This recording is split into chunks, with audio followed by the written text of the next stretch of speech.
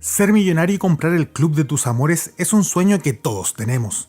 Llegar a la presidencia de tu club y contratar a los mejores jugadores e incluso armar una fiesta y traer a Michael Jordan, ya parece una utopía. Lo cierto es que eso sucedió en Chile, más precisamente en la ciudad de Viña del Mar, en un hecho que revolucionó la ciudad, aunque solo duraría 35 días. 35 días de una locura que se derrumbó como un castillo de naipes. Hacia finales de 1995, Everton perdió la categoría por tercera vez en su historia. El 11 de noviembre de aquel año, cerca de 11.000 hinchas viñamarinos llegaron al Estadio Sausalito para apoyar a su club. La dirigencia pidió el apoyo de toda la parcialidad y para eso cobró una entrada de 500 pesos de la época, algo así como $1. Los hinchas respondieron, pero el equipo no. Everton terminó perdiendo 3-1 ante Huachipato y comenzó a pavimentar su descenso a la Primera B de Chile. La decepción en Viña del Mar fue total. La pérdida de la categoría significó la salida del aquel entonces presidente, David Santelices. El Everton quedaba sin timón y, peor aún, ahogado en una crisis financiera. Sin un timonel, Everton se encontraba a la deriva hasta que llegó Jorge Castillo. Jorge Castillo era un impulsivo empresario de la zona que se había hecho rico gracias a un juego de azar, la afamada Pollagol. Con el dinero del premio, Castillo invirtió en buses y en la industria motelera, además de crear una empresa de aseo llamada Asevin. Castillo pagó las deudas del Everton y sin elecciones se hizo cargo deportiva y económicamente del club viñamarino.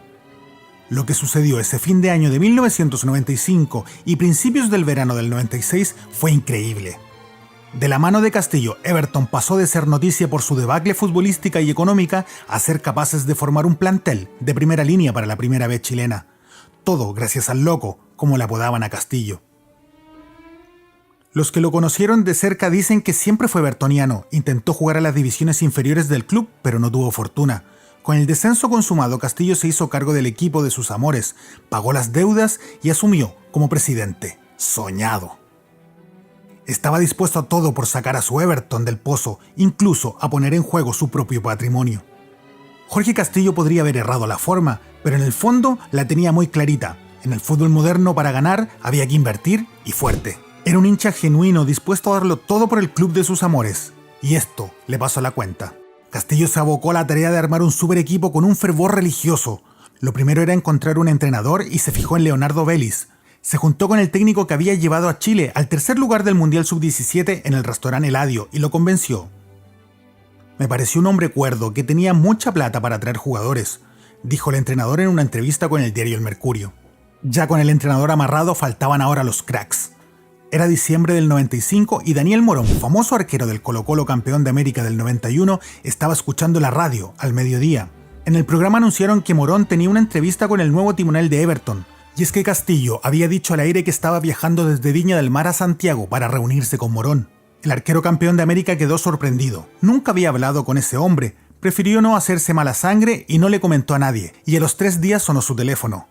Morón quedó fascinado con el proyecto y se convirtió en el primer refuerzo de Everton, de Jorge Castillo. Poco después se fichó a Jaime Pizarro, capitán del Colo-Colo 91. Y por entonces actual capitán de la selección chilena, además del goleador de Universidad de Chile, Juan Carlos el Bombero Ibáñez. A eso había que sumarle al excelso goleador Carlos Gustavo de Luca y al seleccionado uruguayo Marcelo Fraquia. Un plantel de lujo. Pese a todos los refuerzos que ya tenía, a Castillo se le metió en la cabeza uno más, nada menos que el colombiano Carlos el Pibe Valderrama. Jorge Castillo le comentó al entrenador Leonardo Vélez que traer a Valderrama serviría para llenar el estadio, a lo que el técnico le dijo medio en broma que también podría invitar a Michael Jordan para hacer más noticia en el ambiente, y Castillo no lo dudó. Su nueva locura fue ubicar el teléfono de Jordan. Quería llevarlo a Viña del Mar a toda costa. No había pasado ni una semana de su asunción a la presidencia de Everton cuando Jorge Castillo dijo que el club había perdido identidad, por lo que mandó a pintar la sede y todas las casas a 2 cuadras del inmueble. Viña del Mar se teñía de azul y amarillo. Ni los gatos se salvaron. Y ojo, eso fue literal. Castillo también mandó a pintar a todos los felinos que se vieran en el entorno. Para presentar al plantel organizó la noche oro y cielo en el Estadio Sausalito. Por las contrataciones bombásticas y sus rimbombantes declaraciones, Everton era la sensación del fútbol chileno. Le vendió los derechos televisivos a Megavisión y la jornada sería animada por Antonio Bodanovich, el mismo animador del Festival de Viña. También habría un rival con galones. Se trataba de Vélez Sarsfield, de Carlos Bianchi, que venía de ganar la Copa Libertadores y la Intercontinental. Pero ese fue el momento de la debacle. El estadio no estaba disponible, pues aquel día había un concierto de Robert Plant con Jimmy Page, lo que desembocó en cancelar la noche oro y cielo. Leonardo Vélez, con todos esos inconvenientes encima, se las arregló para planificar la pretemporada. Se fue junto al plantel a un club de tenis en Villa Alemana, que tenía todo lo necesario para trabajar. Estando allá le llegó la noticia al DT. Jorge Castillo dijo en una entrevista radial que Vélez estaba despedido y el nuevo técnico sería Jorge Garcés. La polémica inundó al club, pero increíblemente Castillo se desdijo y argumentó que alguien le había suplantado. No sé quién me suplantó la voz. Tranquilo, Leonardo, tú sigue en el equipo.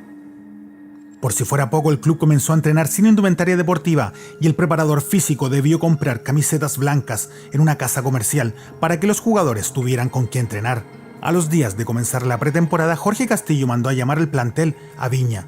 Los quería presentar en un circo y ante la negativa del entrenador, lo volvió a despedir. Habían pasado 35 días de grandes anuncios, pero de 2 despidos del entrenador, y Everton comenzaba a sufrir con la desdicha de los sueldos impagos. Finalmente la familia de Castillo intervino. El sueño había acabado. Lo declararon interdicto y lo ingresaron a una clínica psiquiátrica. Se escapó a las 2 semanas. Le diagnosticaron un trastorno bipolar. Nunca cumplió con el tratamiento. Su comportamiento errático poco a poco lo fue alejando de las personas que más lo querían. No se pudo recuperar económicamente y terminó vagando por las calles de Viña del Mar. Volvió a salir en los medios cuando en 2009 su hermana Maritza lo denunció por abuso sexual a su sobrina. Se presentó voluntariamente a declarar y la denuncia fue retirada. En varias otras ocasiones lo arrestaron por amenazas o escándalos en la vía pública. Se postuló para el cargo de core en 2016, apoyado por Renovación Nacional. No fue electo. Su último escándalo ocurrió el 2018. Siempre se mantuvo yendo al estadio para ver al Everton. Los roleteros recibían a Universidad de Chile. Fue un partido caliente, bravo, en que el local quedó con 2 jugadores menos. Sobre la hora los estudiantes se llevaron la victoria con un gol de Lorenzo Reyes. Castillo, indignado, saltó la reja y voló como flecha hacia el árbitro Felipe González. El informe del árbitro consignó: dejó constancia que, una vez finalizado el partido, ingresa un hincha de Everton por el sector de Andes, acercándose con la intención de agredir, pero solo consigue insultarnos. En razón de lo expuesto, tuvo que reaccionar un jugador del equipo local para detener a dicho hincha, sacándolo de la cancha. Al equipo de Viña del Mar le cayó una multa económica y decidieron prohibirle el ingreso al que fue su mandamás. Fue un golpe brutal para Castillo. El 11 de julio de 2019, en un sitio erguiazo de Reñaca, Jorge Castillo decidió que ya no quería seguir viviendo. A su funeral no llegaron representantes oficiales de Everton, pero sí un montón de hinchas.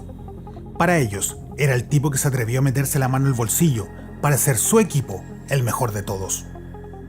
Como legado en el fútbol chileno, cabe destacar que Jorge Castillo, en su única aparición dentro del Consejo de Presidentes de Clubes del fútbol chileno, presentó la idea de cambiarle el nombre a la segunda división. Propuso llamarle Primera B, para así subirle el pelo, dijo. Hasta el día de hoy aquella categoría lleva su nombre, siendo el único legado que dejó Jorge Castillo.